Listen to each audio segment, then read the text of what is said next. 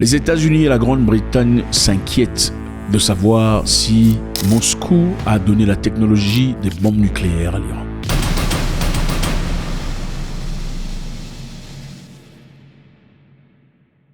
Bonjour à tous, j'espère que ça va. Toujours un grand plaisir. YouTube nous informe que vous regardez les vidéos, mais vous n'êtes pas abonné. Si c'est le cas, je vous en prie de bien vouloir vous abonner. C'est toujours avec beaucoup de plaisir. Ça ne vous coûte rien, ça nous fait du bien. Abonnez-vous s'il vous plaît.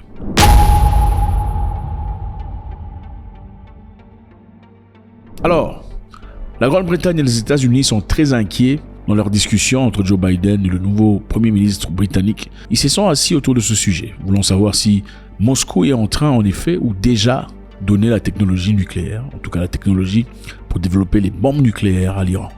Une technologie qui leur a été empêchée depuis beaucoup d'années. Starmer et Biden ont discuté des renseignements faisant état d'un accord selon lequel Kremlin fournirait la technologie nucléaire à l'Iran.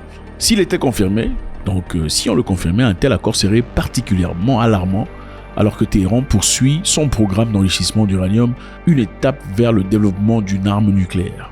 Alors pourquoi on ne veut pas que l'Iran ait une arme nucléaire? Parce qu'évidemment, comme vous le savez, ce sont ceux-là qui réfléchissent bien qui doivent avoir les armes nucléaires et ceux qui ne réfléchissent pas bien, d'après eux, ne doivent pas les avoir. Mais avant de commencer, je pense qu'il est très important de remarquer cette partie.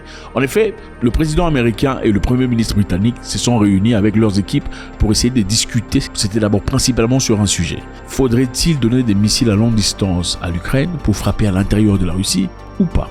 Bien évidemment, après avoir évalué le fait que les Russes soient prêts de faire des choses incroyables, ils ont aussi touché sur certains points qui étaient importants. Alors avant que la réunion commence, il y a eu un commentaire d'un journaliste à Joe Biden. Suivez. Mr. President, what do you say to Vladimir Putin's threat of war? You be quiet till I speak, okay? That's what I said. Good idea? What do you say to Vladimir Putin's threat of war, sir? It's a serious threat. Comme vous le remarquez, c'est une réaction épidermique d'un président de la République, il faut le dire. Même si votre voisin ou votre cousin réagissait de la sorte, je suis convaincu que vous en feriez un commentaire plutôt paternaliste. Donc, M. Biden, clairement, ne voulait pas de questions parce que c'est une question qui dérange. Poutine, apparemment Poutine, cause de l'insomnie à beaucoup de personnes. Que pensez-vous du discours du président Poutine? Ne me parlez pas de Poutine, on vous le dira quand on aura le temps. On vous le dira, restez, fermez votre bouche en voulant plus. On croyait un président, vous pensez que ce sont seulement les Africains qui font ce genre d'histoire. Fermez votre bouche, on vous en parlera plus tard. Bref, c'est un peu ce qui se passe. Et évidemment, si vous regardez le visage de tout le monde, c'est quand même embarrassant. Okay? Regardez le côté britannique, ils sont tous embarrassés. Et cette dame du côté américain est embarrassée aussi, regardant son président.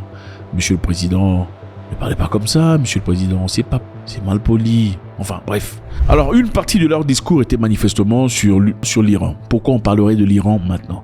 C'est-à-dire qu'on était assis en train de discuter sur comment on ferait payer à la Russie et aussi évaluer quelles en seraient les conséquences. Si on attaque la Russie en donnant le droit aux Ukrainiens de frapper à l'intérieur de Moscou, comment la Russie réagirait? La Russie fournirait-elle enfin des armes nucléaires à l'Iran? Ce serait dévastateur parce que l'Iran n'aime pas les pays qu'on ne cite pas. C'est là-bas qu'ils vont commencer pour détruire. Ça ne va pas hésiter. Alors il faut évaluer avant de faire une attaque ou de faire un truc qui fera mal à la Russie, de sorte à voir est-ce qu'on n'en paiera pas le prix fort nous-mêmes. Les alliés occidentaux de l'Ukraine ont affirmé que l'Iran avait fourni à la Russie des missiles balistiques à courte portée et que ces armes seraient probablement utilisées dans la guerre contre l'Ukraine dans les semaines à venir. Les États-Unis, la Grande-Bretagne, la France et l'Allemagne ont imposé de nouvelles sanctions à Téhéran, condamnant sa décision d'escalade. Donc en effet, quand l'Iran donne les armes aux Russes, c'est l'escalade. Mais quand eux donnent les armes aux Ukrainiens, ce n'est pas un problème. C'est constitutionnel. D'après eux. Enfin bref, continuons. Alors ces accusations occidentales généralement sont suivies par des explications ou des justifications. Cette fois-là, la Russie n'a pas nié directement les informations, mais a plutôt répondu en qualifiant l'Iran d'un partenaire important et affirmant que leur coopération ne faisait que s'approfondir. Donc, calmez-vous, ça ne fait que commencer. Vous pouvez parloter comme vous voulez, mais notre coopération ne fait que commencer.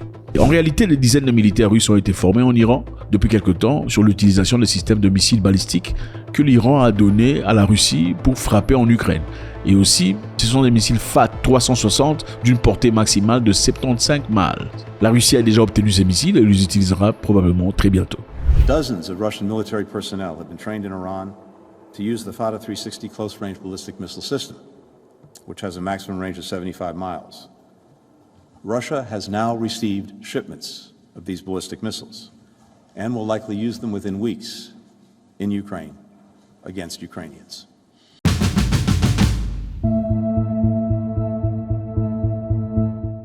L'Iran, par contre, était d'accord depuis quelque temps, les amis, en ce qui concerne les bombes nucléaires. L'Iran avait accepté de cesser le développement des armes nucléaires dans le cadre d'un accord en 2015, en échange avec un allègement des sanctions de la part des États-Unis. Donc les États-Unis avaient mis beaucoup de sanctions sur l'Iran, et les Iraniens ont accepté d'arrêter leur développement d'uranium, espérant pouvoir avoir des allègements et des facilitations sur le plan sanctions. Mais l'accord a été malheureusement rompu après le président Trump en 2018. Donc c'est Donald Trump qui a mis la pression sur l'Iran et il a dit écoutez, allez vous faire machin. Et les Iraniens ont dit ok, on va plus faire l'accord. Parce qu'évidemment, je vous rappelle que Donald Trump est l'ami du pays qu'on ne cite pas. Et pour le pays qu'on ne cite pas, il ferait n'importe quoi. C'est à cause de lui que l'Iran a rompu leur accord avec les Américains sur comment ne pas manager ces histoires.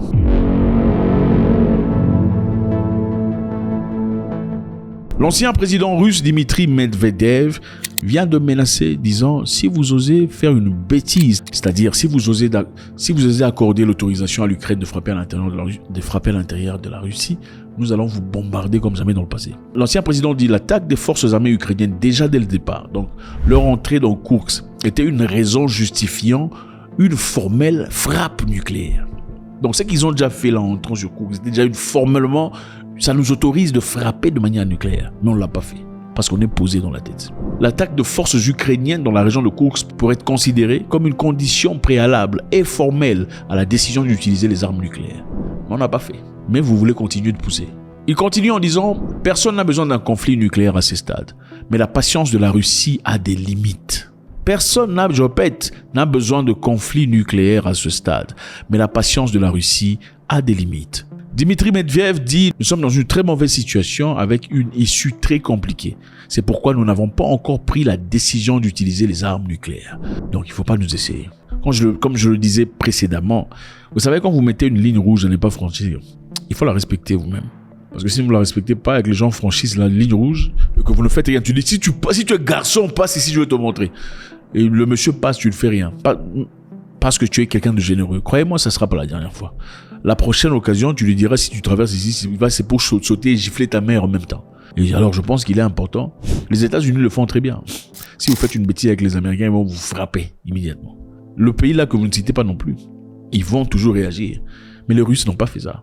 Beaucoup de personnes le louent parce que prétendument M. Poutine a beaucoup de charisme, beaucoup de calme, beaucoup de maîtrise. Mais il ne faut pas avoir assez de maîtrise au point où tu perds la vie et tu ne sauras plus utiliser ta puissance. Medvedev dit que le conflit nucléaire n'est pas l'intérêt des personnes, ni à l'intérêt de personne. La Russie a jusqu'à présent fait preuve de retenue dans l'utilisation de sa capacité nucléaire en réponse à l'implication occidentale, en particulier celle qui concerne de frapper les hautes précisions en profondeur dans le territoire russe. Donc si vous osez, on se calme, mais si vous osez, vous allez regretter.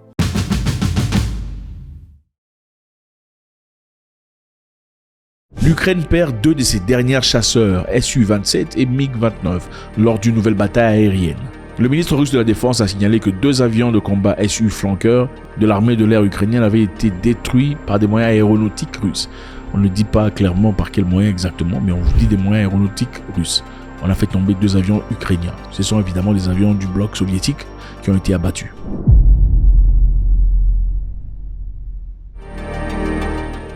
La Russie vient aussi de détruire un système de défense suédois. Les Russes ont trouvé et détruit le RBS-70 exploité en Ukraine, un système de défense aérienne à courte portée, de fabrication suédoise. Donc évidemment, comme vous le savez, les Ukrainiens reçoivent des armements venant de beaucoup de pays. Et je pense que c'est important de le mentionner, combien ces armes sont détruites. Donc en récapitulation, Starmer et Biden étaient assis pour discuter l'implication de la réunion d'un représentant militaire russe en Iran. On se pose la question de savoir est-ce qu'ils ont donné aux Iraniens la technologie pour créer une bombe nucléaire? Parce que ça sera la fin de l'histoire. Et c'est très dangereux. La Russie n'a pas nié ce fait. Ils ont dit, au fait, les Ukrainiens sont nos potes. Ça ne fait que commencer. Contrairement aux doutes qu'ils placent dans le passé. C'est évident. Dmitri Medvedev, excusez-moi, c'est quoi Medvedev ou Medvedev? Enfin bref, Dmitri Medvedev a dit qu'il faut frapper, il faut faire très attention parce que la Russie est peut-être calme, mais sa patience a des limites. Si vous osez faire ce qu'il ne faut pas, c'est-à-dire donner l'autorisation aux Ukrainiens à frapper à l'intérieur de la Russie, quelqu'un en paiera de la peau de sa tête. 2 avions de chasse ukrainiens ont été abattus par les Russes. Comme information, ils disent que ce sont des moyens aéronautiques russes qui ont été utilisés. Ils n'ont pas précisé par quels moyens. Certainement une stratégie de défense militaire, pour pas tout dévoiler. La Russie détruit aussi un système de défense suédois qui était prêté ou sinon donné aux Ukrainiens pour leur défense. Ce système a été détruit farouchement. Aussi un moyen de lancer un message brut et cru à tous ceux qui soutiennent l'Ukraine. Encore infiniment les amis, c'est toujours un grand plaisir. Qu'est-ce que vous pensez de ce qui se passe actuellement? Est-ce qu'on semble prêt à entrer dans une troisième guerre mondiale? Votre participation est très importante. Faites-nous savoir. God bless.